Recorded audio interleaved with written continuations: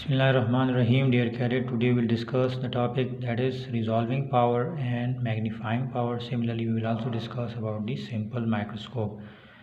Now, how can we define resolving power?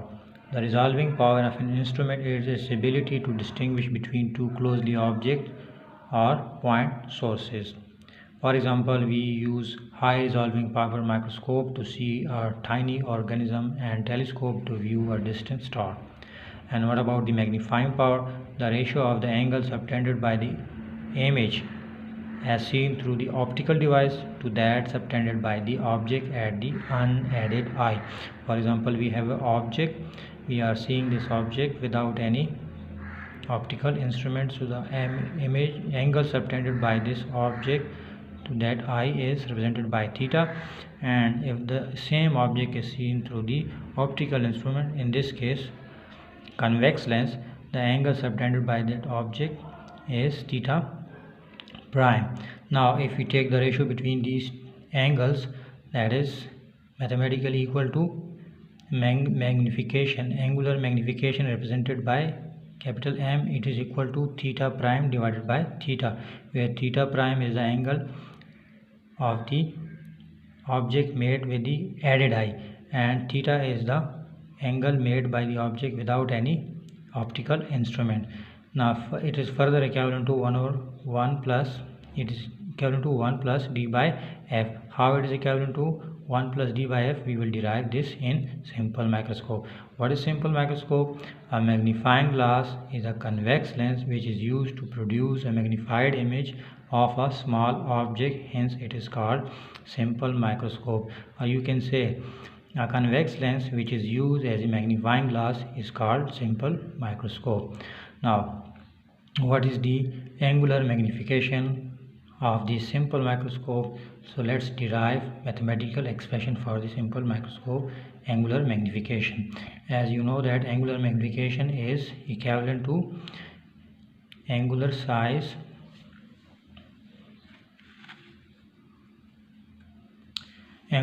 of the final image produced by the optical instrument divided by the reference angular size of the object seen without optical instrument. This is the same equation which I have already shown here. M is equal to theta prime divided by theta.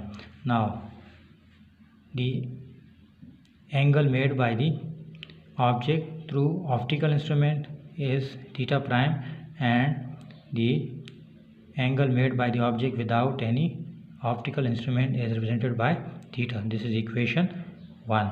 Now from this figure, it is a right angle triangle. This is base, this is perpendicular. Now tangent theta is equivalent to perpendicular divided by base. Now if the object is located at near point vision, what is near point vision? The minimum distance from the eye from which you can see the clear image of the object is called near point and it is represented by capital N. Now perpendicular divided by base is equivalent to tangent theta. So here in this figure perpendicular is HO and the base is N. So this is equation 2. Now from this right angle triangle, this one is perpendicular, this one is base. The object is placed within the focal length of this convex lens and the image of this object is located or placed or positioned to the near point vision. So we will represent that distance of the image from the eye by capital N, which is a near point vision. Now tangent theta prime is equal to perpendicular divided by base. Here a perpendicular is HO and divided by base, that is N. HO divided by DO.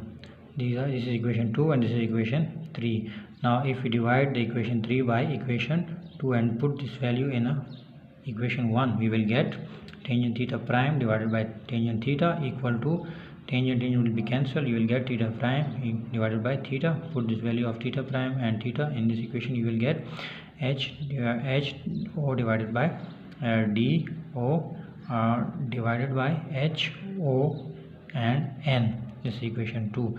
Now h and h will be cancelled. You will get n divided by do. You will get angular magnification will be equal to n divided by do. This is equation 4. Now according to the length equation, 1 over f is equal to 1 over do plus 1 over di.